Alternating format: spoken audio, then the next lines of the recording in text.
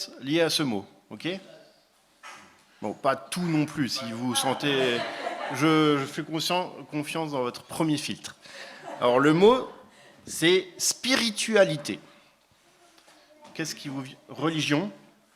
Il faut parler... Ouais, je suis un peu vieux, alors il faut parler... Foi. Esprit. Dieu. Croyance. Intérieur, ouais. Quelque chose d'intérieur. Esprit. Invisible. Cœur. Ok, pas mal de choses. Alors, moi, j'ai regardé sur YouTube, j'ai tapé le mot-clé spiritualité sur YouTube, et voilà quelques exemples de vidéos sur lesquelles on peut tomber. Alors, on ne va pas regarder les vidéos, mais je vous laisse voir les titres.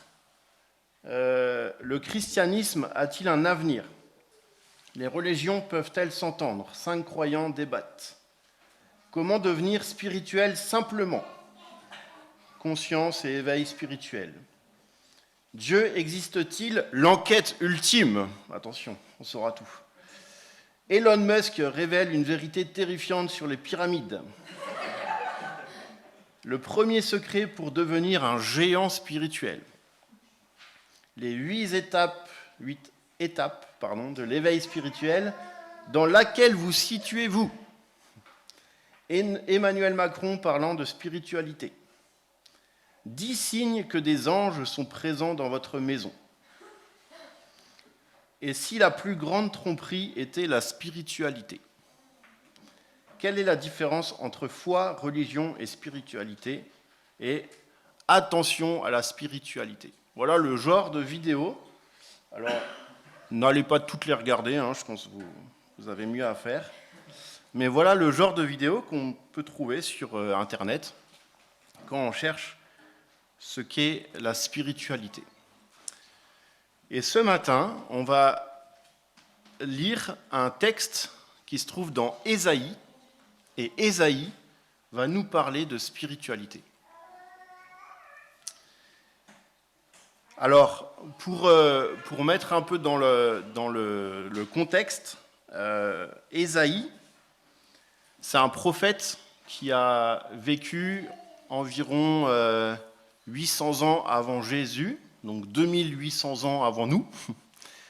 Et je vais vous faire un très rapide survol de ce qu'on peut trouver dans Ésaïe. Ésaïe commence par un constat très dur et implacable. Le peuple est injuste, il est mauvais. Les 5 premiers chapitres d'Ésaïe vont commencer par une série de malheurs. Malheur à vous parce que vous confondez le bien et le mal. Malheur à vous parce que vous n'écoutez pas Dieu. Malheur à vous parce que vous êtes injustes les uns envers les autres. Donc, le constat est assez dur. Ésaïe condamne le peuple de Dieu, à cause de son injustice et de son impiété. Et on arrive au chapitre 6, et là, on a Dieu qui appelle son prophète, il se révèle à Ésaïe, et même Ésaïe va dire « Malheur à moi parce que j'ai des lèvres impures, je suis impur ». Et Dieu va expier son péché, il va pardonner sa faute. Et à ce moment-là, il va appeler Ésaïe à parler au nom de Dieu. Et après, Ésaïe, qu'est-ce qu'il va faire? Il ne va pas juste condamner le peuple, il ne va pas juste dire au peuple « vous êtes mauvais ». Il va faire quelque chose d'assez incroyable. Il va parler d'un homme, un homme à venir, qui va tout changer. Cet homme, il a un peu deux profils. La première partie d'Ésaïe, et à la fin aussi, on va voir cet homme qui est conquérant, qui est victorieux. C'est le grand roi, c'est le nouveau roi David. C'est celui qui va régner éternellement. On a affaire à un homme qui... Voilà, c'est un roi, quoi. Et pas n'importe quel roi. En fait, on va voir dans Ésaïe 7, 8, 9, que c'est Dieu lui-même qui va venir sur la terre. Il est roi parce que c'est Dieu qui vient. Et Dieu est le roi, et il vient, il va régner éternellement. Donc on a déjà un portrait assez particulier où on a un homme qui est Dieu en même temps. Et son deuxième profil à cet homme, c'est, on va voir que c'est un serviteur qui va obéir à Dieu et qui va souffrir. Le point d'orgue de ce portrait, on l'a lu tout à l'heure, Ésaïe 53, maltraité, il n'a pas été reconnu, il a été comme un agneau qu'on envoie à l'abattoir, il a même été enterré, il a été crucifié avec des méchants, il a été...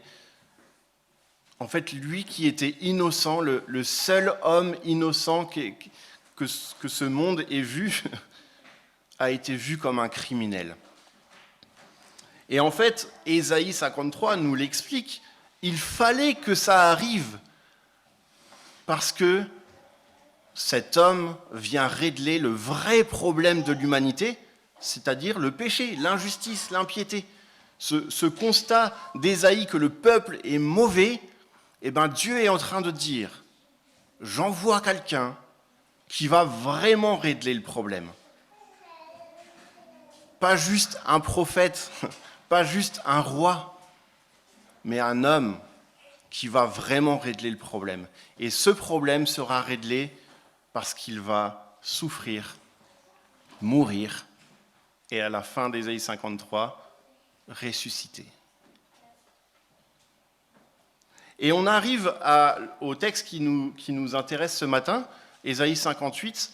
En fait, il faut se rendre compte que dans Ésaïe 1, Dieu, donc dès le départ, Ésaïe 1, premier chapitre, dans les premiers versets, Dieu dit à son peuple, j'en ai marre de vous, j'en ai marre de votre spiritualité, j'en ai marre de vos fêtes religieuses me fatiguent, c'est ce qu'il dit, J'en ai marre lorsque vous chantez des chants en mon honneur. Ésaïe 1, dès le départ. Pourquoi ? Parce que votre spiritualité est mauvaise. Parce que vous louez de vos lèvres, mais à côté de ça, vous êtes injustes, méchants, cruels les uns avec les autres. Alors que le pays devait être rempli de la gloire de Dieu, le pays est rempli de méchanceté, de cruauté. Et Dieu dit, en fait, je ne veux plus vous entendre. Je ne veux plus vous entendre parce que vous êtes hypocrites. Et en même temps, on voit que Dieu, dans son amour, dans sa souveraineté, veut régler ce problème. Donc oui, il ne veut pas entendre son peuple, parce qu'il est hypocrite, et en même temps, il va tout faire pour à nouveau entendre son peuple, un peuple renouvelé, comme on l'a lu dans Romains 12 avec Philippe. Et là, Ésaïe 58, on va lire le texte juste après. On a le peuple qui arrive et qui dit « Dieu, pourquoi tu nous écoutes pas ?» Dieu, on fait des choses pour toi, mais tu ne nous écoutes pas. Pourquoi ? Regarde ce qu'on fait. Tu devrais être content. Et là, on a envie de dire au peuple, vous n'avez rien compris. Vous n'avez rien écouté de ce qu'a dit Ésaïe.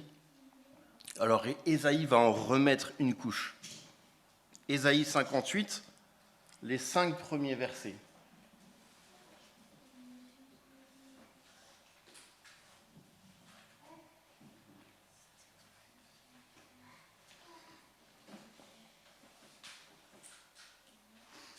Crie à pleine voix, sans te retenir. Fais retentir ta voix comme une trompette et révèle à mon peuple sa révolte, à la famille de Jacob ses péchés. C'est moi que, jour après jour, ils consultent. Ils veulent connaître mes voies.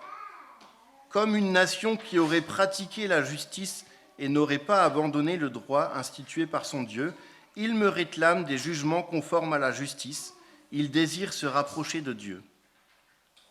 À quoi nous sert-il de jeûner si tu ne le vois pas, de nous humilier si tu n'y fais pas attention ? C'est que le jour où vous jeûnez, vous accomplissez vos propres désirs et traitez durement tous vos ouvriers. Votre jeûne débouche sur des procès et des disputes, sur de méchants coups de poing. Vous ne jeûnez pas, comme vous le faites aujourd'hui, de manière à faire entendre votre voix là-haut. Est-ce un jeûne de ce genre que je préconise ? Un jour où l'homme s'humilie, s'agit-il de courber la tête comme un roseau ? Faut-il se coucher sur le sac et la cendre ? Est-ce cela que tu appelles un jeûne, un jour agréable à l'Éternel ? Encore une fois, Dieu en a marre. En tout cas, Dieu a quelque chose à dire. Voilà comment il commence ce texte. Il dit à Ésaïe, crie à pleine voix, il veut se faire entendre. Fais retentir ta voix comme une trompette. Dieu a quelque chose à dire à son peuple. Si Dieu en a marre d'entendre l'hypocrisie de son peuple, lui veut continuer à lui parler, à l'interpeller. Crie, ne te retiens pas, que le peuple t'entende. Et encore une fois, le prophète va devoir parler du péché, de l'hypocrisie. Dans ce chapitre, comme je l'ai dit tout à l'heure, le peuple n'a toujours rien compris. En plus, ils se plaignent, regardez, ils osent se plaindre à Dieu. À quoi nous sert-il de jeûner si tu ne le vois pas, de nous humilier si tu n'y fais pas attention ? C'est Dieu qui a tout à se plaindre. Et c'est le peuple qui se plaint de Dieu. Regarde, regarde tout ce qu'on fait pour toi. Mais toi, tu ne regardes même pas. Ils réclament justice à Dieu alors qu'ils ne pratiquent eux-mêmes pas la justice. Vous voyez l'ironie de la situation. En fait, ils prennent Dieu pour un Dieu injuste. Ils sont aveugles sur leur propre situation. Pour eux, ils ont une belle spiritualité. Ils jeûnent. Moi, je suis honnête devant vous, je jeûne rarement. Eux, au moins, ils jeûnent, quoi. Ils se privent de nourriture pour se rapprocher de Dieu. C'est pas une belle spiritualité, ça. C'est pas honorable. C'est pas quelque chose de beau. Et Dieu, tu regardes pas. Mais qu'est-ce que tu fais ? En fait, ils ont une très mauvaise spiritualité. Ce que Ésaïe va faire comme rapprochement, c'est entre la spiritualité et les actes concrets de justice, de bienveillance. Si pour beaucoup, spiritualité a un rapport avec justement l'esprit, des choses très transcendantales, en fait, Ésaïe va à contre-pied. Il prend à contre-pied tout le monde. Il dit, vous n'êtes pas spirituel, parce que vos actes concrets montrent que vous n'avez pas une bonne spiritualité. Vous jeûnez, d'accord, mais à côté de ça, vous faites quoi ? Vous traitez durement vos ouvriers. Vous êtes méchants. Vous êtes injustes. Vous êtes cruels. Votre jeûne, il ne sert à rien. Vous prétendez vous rapprocher de Dieu, mais vous détestez votre prochain. Votre spiritualité, elle ne sert à rien. Vous n'avez rien compris. On ne peut pas dissocier notre spiritualité de nos actes concrets.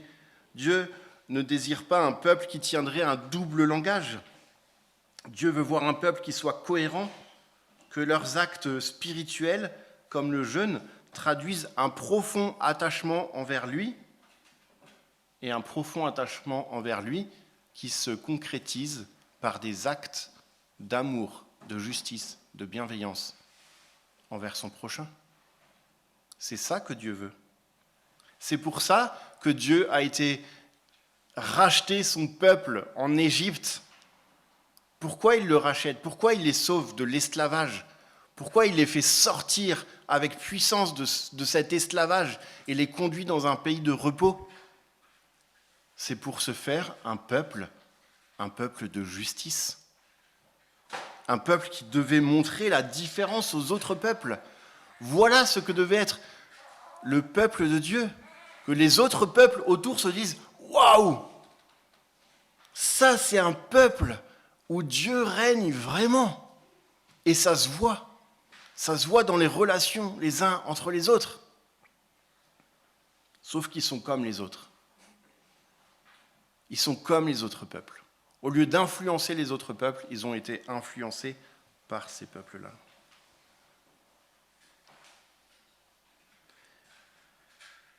Ce peuple, à l'époque d'Ésaïe, ressemble beaucoup aux pharisiens à l'époque de Jésus. Ce peuple qui honore Dieu de ses lèvres, mais qui, dans le concret, n'aime pas son prochain. Un peuple qui veut accomplir ses propres désirs et non les désirs de Dieu. Un peuple hypocrite.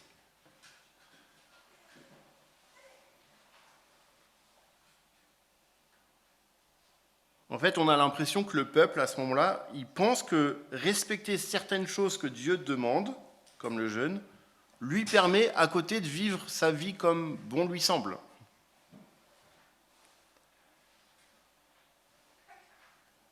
Marc 7, c'est Jésus qui interagit avec des pharisiens et des responsables religieux de son époque. Et ces responsables vont voir Jésus et vont lui dire pourquoi tes disciples ne se lavent pas les mains avant de manger? Ça ne se fait pas, ils sont impurs. Et Jésus, qu'est-ce qu'il va dire? Il va dire, l'impureté, c'est celle qui vient du cœur, ce n'est pas ce qui se trouve sur les mains. Et qu'est-ce qu'il va dire après? Hypocrite que vous êtes. Vous dites que vous obéissez à la loi de Dieu, mais en fait, vous la rejetez. Et il donne un exemple très concret. Vous dites que si vous donnez de l'argent pour le temple, ça c'est spirituel, non? On donne de l'argent pour le temple. À côté de ça, tu n'es pas obligé d'aider tes parents qui sont dans la pauvreté. Hypocrite que vous êtes, va leur dire Jésus. Vous faites quelque chose de soi-disant spirituel pour le temple, pour Dieu, mais à côté de ça, vous méprisez vos propres parents. Et c'est ça que Ésaïe va dire à ce peuple. Ils sont pareils. Vous dites faire des choses pour Dieu, mais à côté de ça, dans vos relations humaines, les uns avec les autres, ça ne va pas du tout. Vous avez une mauvaise spiritualité. Et ils pensent aussi que s'ils font des trucs pour Dieu, Dieu leur doit quelque chose. Dieu, tu dois nous écouter. Regarde ce qu'on fait pour toi, tu dois nous écouter. Dieu, tu me dois ça. En fait, ils ne jeûnent pas pour exprimer une dépendance envers Dieu. C'est ça le principe du jeûne à la base. C'est montrer toute notre dépendance vis-à-vis de Dieu. Et eux, en fait, ils le font pour que Dieu soit dépendant d'eux. Vous avez compris comment le peuple inverse tout à chaque fois. Ça ne marche pas comme ça. Dieu est leur créateur, Dieu est leur sauveur, et Dieu simplement est Dieu. Et en tant que Dieu, créateur, sauveur, c'est le peuple qui est redevable, qui devrait être redevable vis-à-vis de Dieu. Mais le problème de ce peuple, c'est qu'ils veulent un Dieu qui vive pour eux. En fait, ils ont une spiritualité centrée sur le moi. Moi, moi, moi, rien que moi. Et moi, je me pose la question, honnêtement, dans ma vie, est-ce que parfois je ne suis pas pareil? Est-ce que parfois je ne dis pas à Dieu, regarde ce que je fais pour toi? quand même, je viens prêcher à Fény, quand même. L'église de Fény. Je fais ceci, je fais cela. Regarde ce que je fais pour toi. Tu me dois ça. Pour être très honnête, je l'ai dit à très peu de personnes dans ma vie, donc vous avez un privilège. Quand j'étais célibataire, plus d'une fois, je me suis dit, moi qui voulais me marier, Dieu, je fais ça, ça, ça, ça, ça, et tu ne me donnes pas de femme. Tu dois m'en donner une. En plus, regarde, et là je révèle la noirceur de mon cœur. Hein. En plus, regarde, lui, il fait pas grand-chose, et tu lui as donné une femme.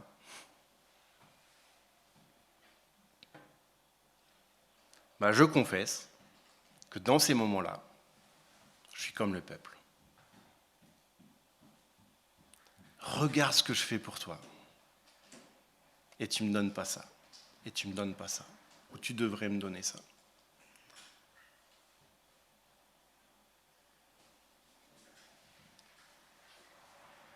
Dieu veut autre chose pour nous.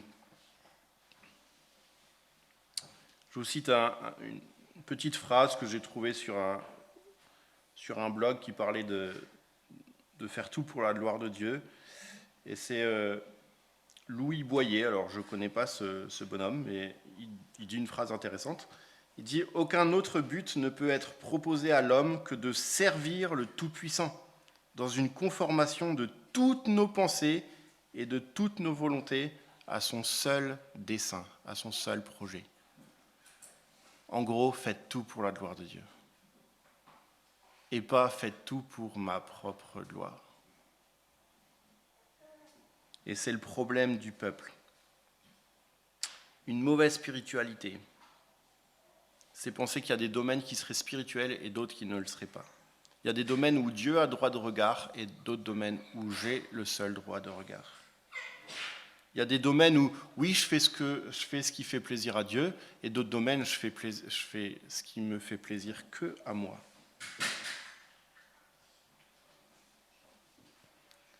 Avant de passer à la deuxième partie, j'aimerais vous parler de l'église de Corinthe. Voilà une église qui était spirituelle. En tout cas, qui se croyait spirituelle. Ils faisaient plein de choses pour Dieu. Ils se pensaient sages, ils avaient des expériences, selon le Saint-Esprit, assez incroyables. Mais, si on regarde de plus proche, c'était quoi leur relation les uns avec les autres ? En vrai, quand je lis les 5 premiers versets du chapitre 58 d'Ésaïe, j'ai l'impression de lire 1 Corinthien. Des disputes, des procès. Je ne sais pas s'il y avait des coups de poing dans l'église de Corinthe, mais je ne serais pas étonné que ça frictionne parfois. J'ai fait un petit comparatif entre Ésaïe 58, 1 Corinthien, et même Jacques, où Jacques parle des riches. Le jour où vous jeûnez, Israël, vous accomplissez vos propres désirs et traitez durement tous vos ouvriers, votre jeûne débouche sur des procès et des disputes, sur de méchants coups de poing. Vous ne jeûnez pas comme vous le faites aujourd'hui, de manière à faire entendre votre voix là-haut. Est-ce un jeûne de ce genre que je préconise, un jour où l'homme s'humilie ? La Sainte Seine à Corinthe, spirituelle. On se souvient, Ésaïe 53, hein, on se souvient de ça. De ce serviteur qui est mort pour toi, pour moi, pour l'autre. Lorsque vous vous réunissez, ce n'est pas pour prendre part au repas du Seigneur, car dès que vous vous mettez à table, chacun s'empresse de prendre son propre repas, de sorte que l'un a faim, tandis que l'autre est ivre. N'avez-vous pas des maisons pour manger et boire, ou bien méprisez-vous l'Église de Dieu et voulez-vous faire honte à ceux qui n'ont rien ? Et c'est juste un petit passage, si vous lisez tout 1 Corinthiens 11, vous aurez plein de parallèles avec Ésaïe 58. Et Jacques, il parle des riches. Vous désirez et vous ne possédez pas, vous êtes meurtrier et jaloux. Là, il parle à l'Église. Vous êtes meurtrier et jaloux et vous ne pouvez rien obtenir. Vous avez des luttes et des conflits. Il parle à l'Église. Vous ne possédez pas parce que vous ne demandez pas. Quand vous demandez, vous ne recevez pas parce que vous demandez mal dans le but de satisfaire vos passions. Et là, il parle des riches. À vous maintenant les riches, le salaire des ouvriers qui ont moissonné vos champs et dont vous les avez frustrés, crient. Ne pensons pas que Ésaïe 58, c'est un vieux texte qui parle à un ancien peuple et qui n'a rien à nous dire. Corinthe, Église de Dieu, spirituelle, vit la même chose. Dans l'épître de Jacques, on vit la même chose. Paul, je ne sais plus dans quelle lettre, vous m'excuserez l'oubli, va être obligé à un moment de dire à une église, ne vous mordez pas les uns les autres. Ne vous mordez pas. Alors j'imagine que ce n'était pas littéral. J'espère. Bref, le problème du peuple dans Ésaïe 58 et le problème de notre cœur non renouvelé, c'est qu'on vit des spiritualités centrées sur nous-mêmes. Moi, rien que moi. Alors maintenant, Dieu va dire ce qu'il a envie. Voici le genre de jeûne que je préconise. Ça y est, on y arrive. Le jeûne, je rappelle, moment de privation, de nourriture ou d'autres choses pour montrer la dépendance envers Dieu. Voici le genre de jeûne que je préconise. Détacher les chaînes dues à la méchanceté, dénouer les liens de l'esclavage, renvoyer libres ceux qu'on maltraite, mettez fin aux contraintes de toutes sortes, partage ton pain avec celui qui a faim et fais entrer chez toi les pauvres sans foyer. Quand tu vois un homme nu, couvre-le. Ne cherche pas à éviter celui qui est fait de la même chair que toi. Alors ta lumière jaillira comme l'aurore et ta restauration progressera rapidement. Ta justice marchera devant toi et la gloire de l'Éternel sera ton arrière-garde. Alors tu appelleras et l'Éternel répondra. Tu crieras et il dira « Me voici ».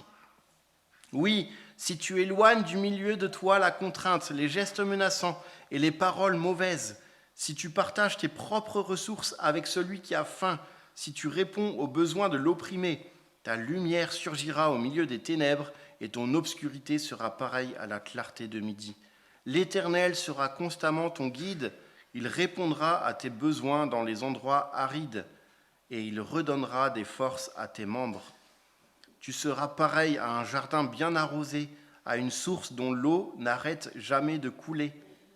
Grâce à toi, on reconstruira sur d'anciennes ruines. Tu relèveras des fondations vieilles de plusieurs générations. On t'appellera réparateur de brèches, restaurateur de sentiers fréquentés. Si tu retiens ton pied pendant le sabbat pour ne pas faire ce qui te plaît durant mon saint jour, si tu considères le sabbat comme un plaisir, le jour saint de l'Éternel comme digne d'être honoré, et si tu l'honores en ne suivant pas tes voies habituelles, en ne cherchant pas à accomplir tes propres plaisirs et en ne parlant pas dans le vide, alors tu trouveras ton plaisir dans l'Éternel. Alors je te ferai monter sur les hauteurs du pays et te ferai jouir de l'héritage de ton ancêtre Jacob. Oui, c'est l'Éternel qui l'affirme. Voici le jeûne que je préconise. Sois juste. En fait, c'est juste ça. Sois juste. Sois juste avec ton frère. Sois juste avec celui qui est fait de la même chair que toi. Sois juste avec celui qui est fait à l'image de Dieu. Quand j'étais à l'Institut biblique de Genève, tous les mardis, on allait faire du sport. Il faut savoir que dans le sport se révèlent les personnalités des uns et des autres. Et,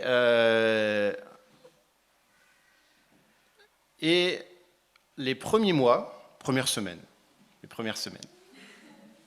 une personne dans la promo, quand on jouait au sport, à côté de ça, aucun problème, quand on faisait du sport, il m'agaçait. En fait, il me saoulait. Mais grave, vraiment.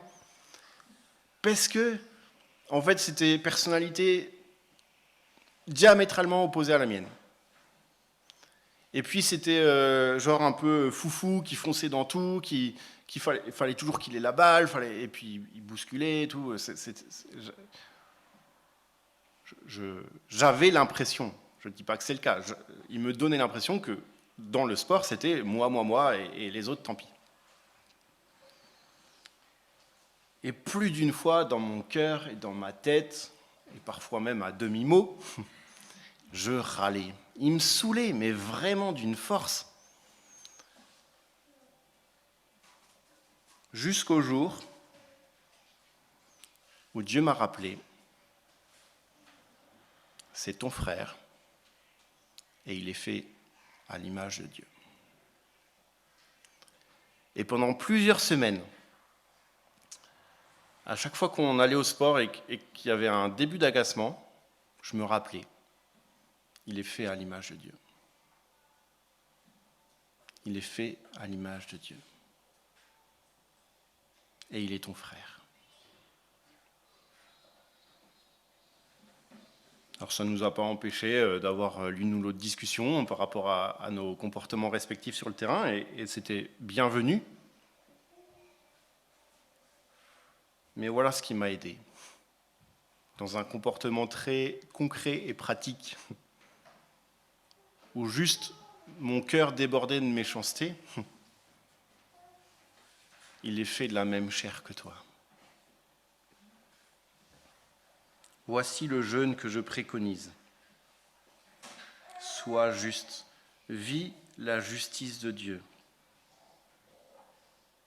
Arrête de te centrer sur moi pour centrer sur toi, sur l'autre.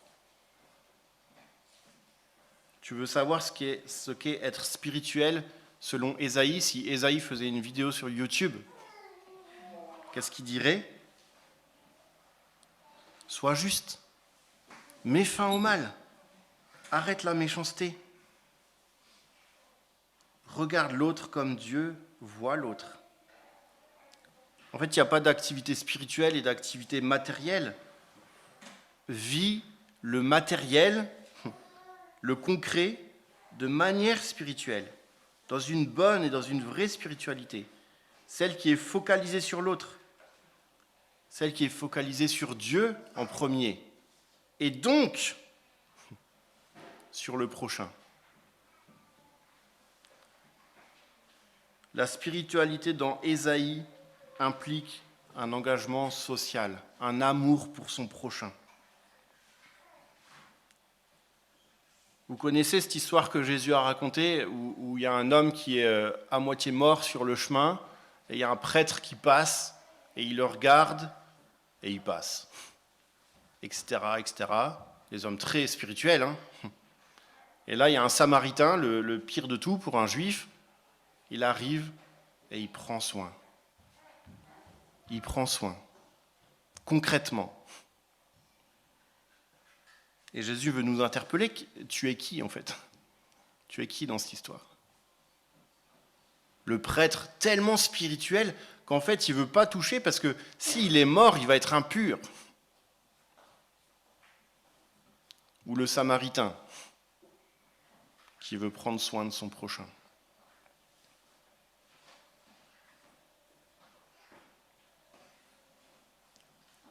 Est-ce que personnellement, je suis parfois pas trop centré sur des activités soi-disant spirituelles que j'en oublie d'aider mon prochain?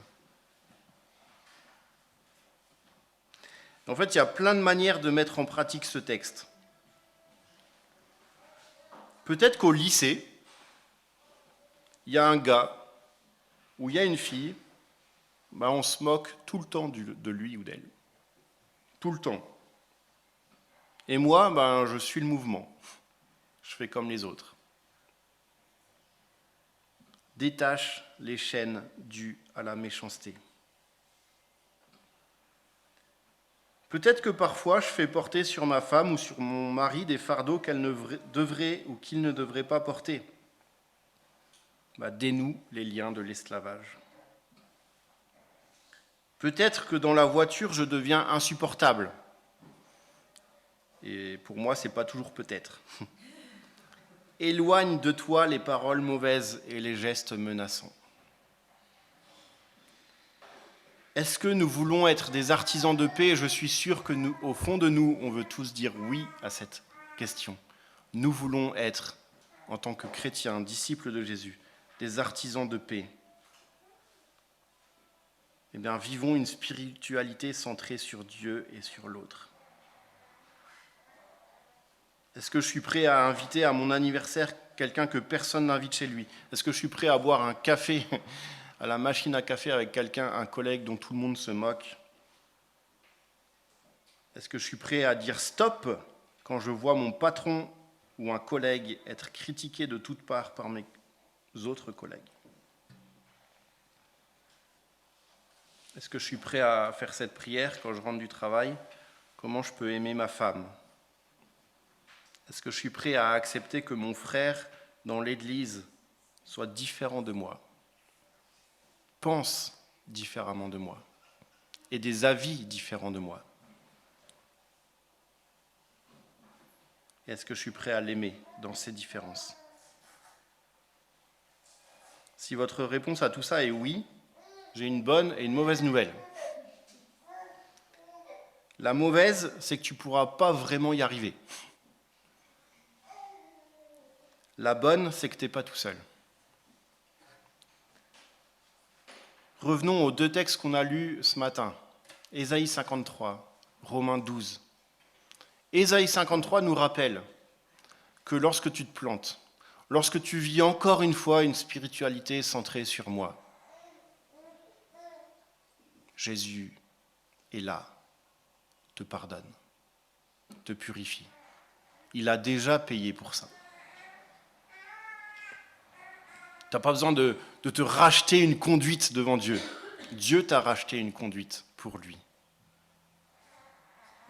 Et puis Ésaïe 53 nous donne un modèle d'un serviteur qui pleinement a vécu Ésaïe 58. Qui d'autre que Jésus a pleinement dénoué les liens de l'esclavage, a mis fin à la méchanceté. Lui, il a pleinement fait. Quel beau modèle nous avons dans Ésaïe 53 et dans d'autres textes qui nous parlent de Jésus et de comment il était avec son prochain. C'est pas pour rien que dans Philippiens, Paul dit dans les rapports les uns avec les autres, prenez exemple sur Jésus-Christ. Lui qui était de condition divine, il n'a pas regardé à sa gloire. Et il est venu et il a obéi à Dieu jusqu'à la mort, et la mort sur la croix. Quel bel exemple que Jésus-Christ. On n'est pas tout seul. Et on n'est pas tout seul. Bonne nouvelle. Et Philippe, tu l'as tellement bien commenté que je ne vais pas rajouter grand-chose. Romains 12. Ainsi donc, renouvelez votre intelligence. C'est seulement en ayant une intelligence nouvelle que nous pouvons arrêter de toujours nous focaliser sur nous-mêmes et qu'on peut commencer à ouvrir les yeux sur les autres. Et c'est toute la suite logique de Romains 12. L'amour concret, c'est par le bien que le mal sera vaincu. Conclusion de Romains 12.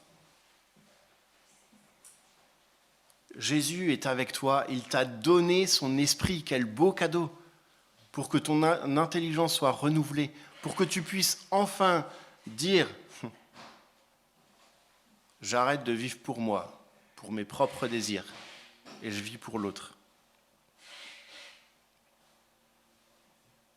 Alors, le programme est vaste, c'est vrai, on ne peut pas non plus aider tout le monde, mais la question que je vous laisse, aujourd'hui, demain, comment concrètement, là où je serai, dans ma famille, dans mon travail, dans mes études, je ne sais pas quelle est votre situation les uns aux autres, mais comment concrètement je peux vivre cette spiritualité d'Ésaïe 58. Spiritualité tournée vers l'autre, vers le frère, la sœur de l'Église, et vers mon prochain qui n'est pas dans l'Église. Comment je peux vivre ça? Je n'ai pas de réponse toute faite, parce que chacun, vous avez un contexte très différent. Mais je vous laisse la question. Comment tu peux le vivre?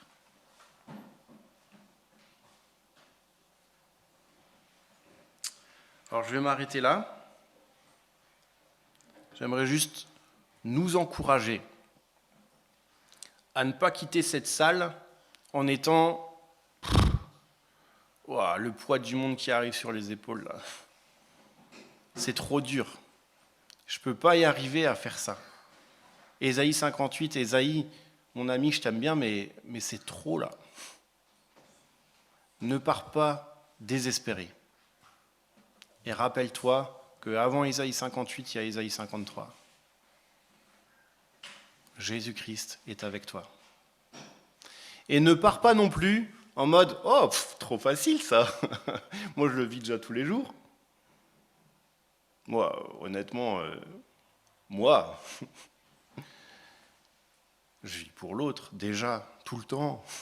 Je suis sûr qu'il n'y a personne dans cette salle qui dit ça, mais ne partons pas trop optimistes.